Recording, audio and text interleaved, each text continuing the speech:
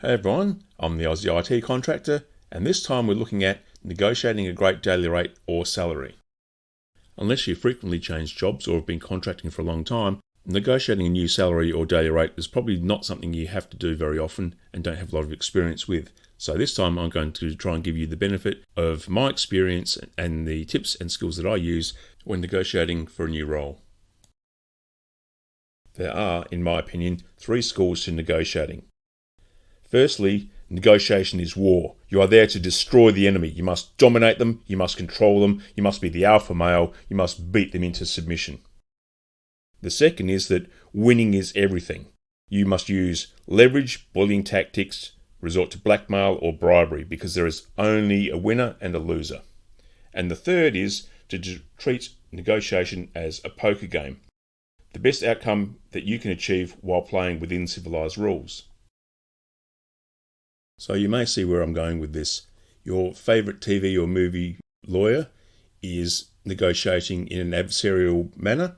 They're using leverage, uttering blackmail, coercion, bribery. They're using force to get their way. Their aim is to beat the enemy. In the real world, that is not a tactic that's going to work for you in negotiating. So yes, I am actually saying that poker strategies and game theory are used to understand the parameters of negotiating pay rates. Poker deals with an environment of imperfect information. You don't know what your opponent's cards are, and thus you don't know how strong their hand is compared to yours. In negotiating a pay rate, you don't know with any real certainty what the pay range is on offer compared to what your expectations are. In poker, you're trying to convince your opponent to divulge information to you about their hand while keeping your own hand secret, thus addressing some of the imperfect information problem. Both playing poker and negotiating pay rises is about following the rules. What you're trying to do is leave your opponent not displeased with the outcome so that they'll play again with you next time. After all, this might not be the final time you need to negotiate with this person. If your image of poker is in a Western in a saloon where one person gets caught cheating and the other person flips the table over and pulls out the gun and starts blasting, I really encourage you to check out some YouTube videos by Daniel Negreanu. Now, Daniel is a world poker champion and his playing style is just brilliant. He is very friendly, he's very amenable, and his entire chat when he's talking to the table and all the players is he's gathering information on how they play and what they're likely to do during the game. It's just brilliant. One of the main things that Daniel talks about in his videos is what are the possible hands that the other player has, and more importantly, what are the possible hands that the other player can think that I have. So when he's looking at how he's playing and whether he's going to bluff or not, he's thinking about how he can represent a hand that is possible for him to have. He never lies about what his position is, but he represents what he wants the other player to think he has. So how does poker translate into negotiating a pay rate?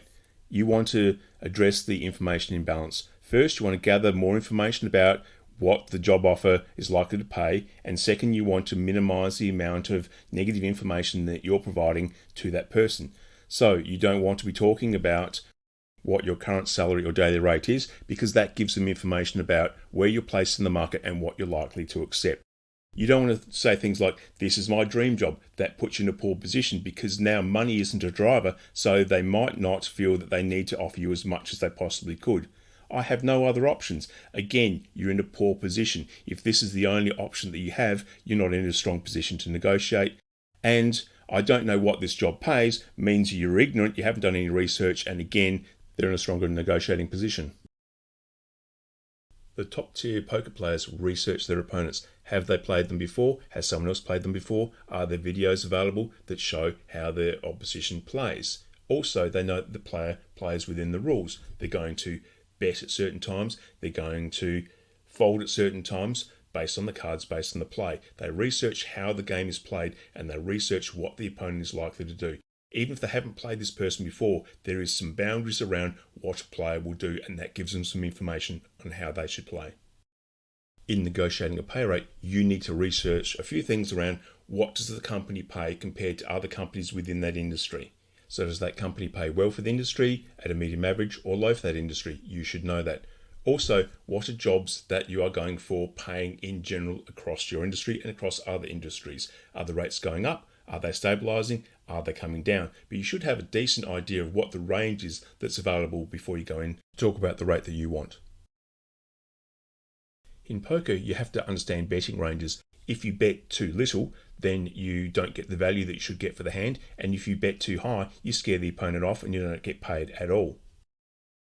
In rate negotiation, you don't want to bid too low because then the person who's looking to hire you thinks you don't know enough about your job, or you're inexperienced, or you're bluffing, or you're outright lying about what you can do if you don't understand what the pay rate should be. And if you're too high, you're too expensive, do you think too much of yourself, is the role too junior for you, or they just can't afford you and they can't go to the boss and get any more money. And if you know what the range should be, then where do you bid within it? My guidance is the better the economy, the further up the range that you can bid for, right up to the top, but not over. In a poor economy, you probably want to bid about mid-range for that pay scale, because you don't want to be at the bottom end and do yourself out of money. There might be a little bit more in it, so go around about mid-range.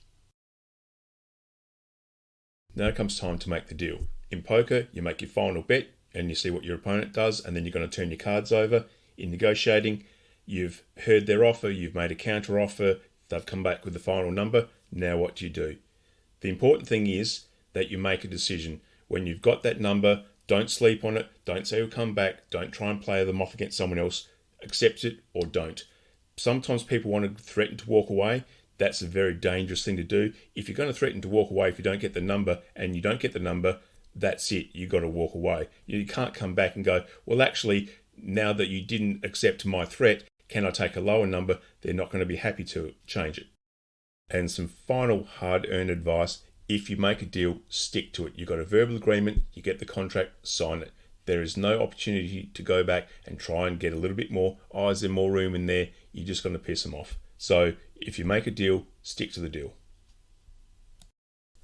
And a bonus tip for those of you who watched all the way to the end of this video: how do you get around the question of what's your current pay rate? Don't answer it. Instead, phrase it along the lines of, I'm looking for X amount, or the current pay rate is Y amount, or this is the amount that I'll be happy with. But you don't talk about what you're currently on. Just dodge that question. Thanks everyone. I appreciate your audience. Good luck in your next negotiation.